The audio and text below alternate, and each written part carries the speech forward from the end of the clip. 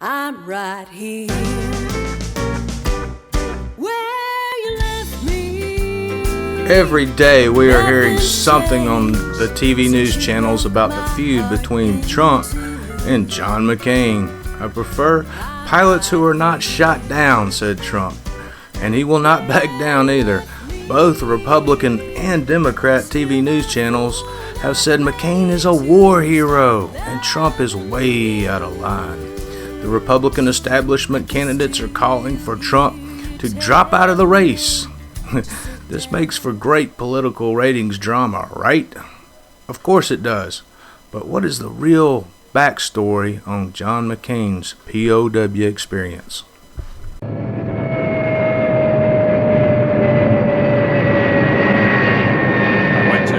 United States Naval Academy from 1957 to 1961. Graduated in the top quarter of my class. I was awarded 2 Silver Stars, 2 Bronze Stars, 2 Legions of Merit, and 2 Purple Hearts. I think I can say with authority that the prisoner of war experience is not a good prerequisite for a President of the United States.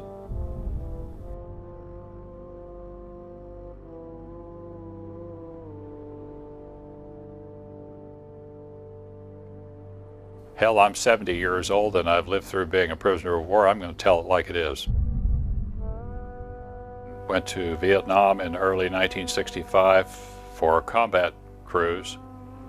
Got shot down April the 20th of 1965 and was able to escape and evade after I was shot down at night for 4 days and nights, at which time I was captured and became prisoner of war. John McCain arrived in October of 1967, and so I was there 2.5 years before he was. The treatment changed in fall of 1969 when Ho Chi Minh died and a new group came into power who were pragmatists, and they stopped the nasty treatment for the most part. So John has allowed, I think, the media to make him out to be the POW, the hero, and in fact there were over 600 just like him who performed just as well. The data show that the prisoner of war group are dying at an earlier age, and that we suffer lots of residual things that non-POW group really doesn't have to deal with, and it's imperative that we have someone who is healthy and can stand the rigors of that job. So I started having friends I play golf with and friends in other aspects in the community service that I'm involved in here in the Monterey Peninsula, and family members, and everybody coming up to me and say, "Hey, you knew John McCain.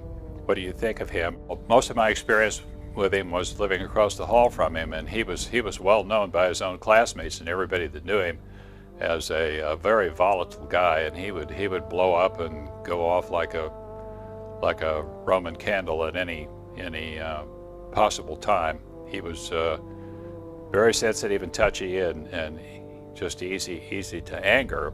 The world is such a dangerous place, and he has shown himself already to be bellicose with regard to making other wars in other places, in Iraq and threatening Iran. And John McCain is not somebody that I would like to see with his finger.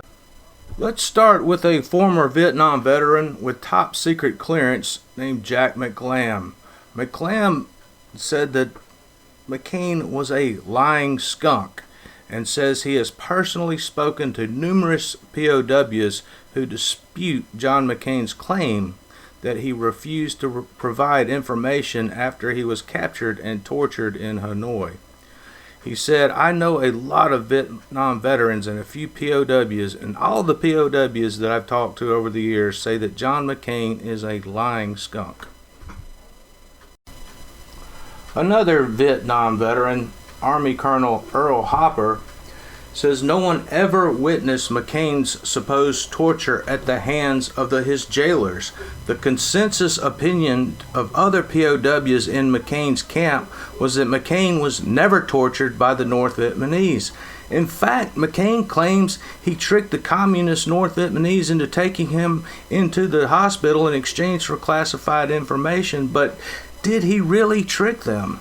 Earl Hopper says they took him to the hospital, questioned him, and he gave highly classified information. The most important of which he gave was the package route, which was the route to bomb North Vietnam.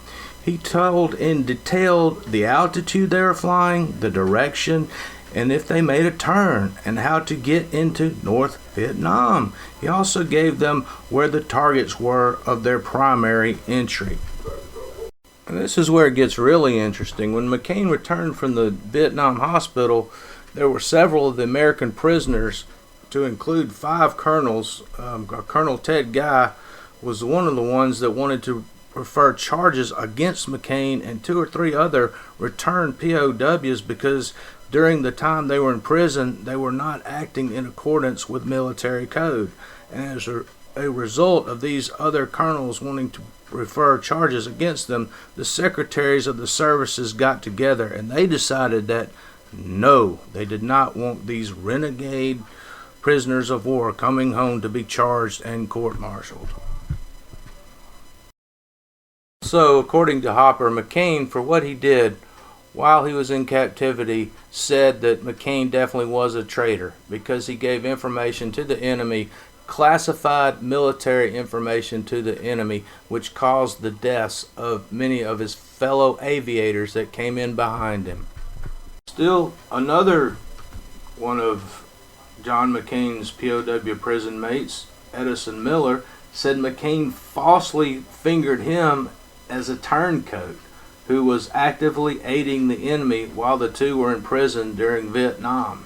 While there's no way to tell exactly what happened to John McCain when he was in the POW camp, we do know there are many of his fellow POWs that don't think highly of him and have reported information that is contradictory to everything you are hearing right now on the TV news.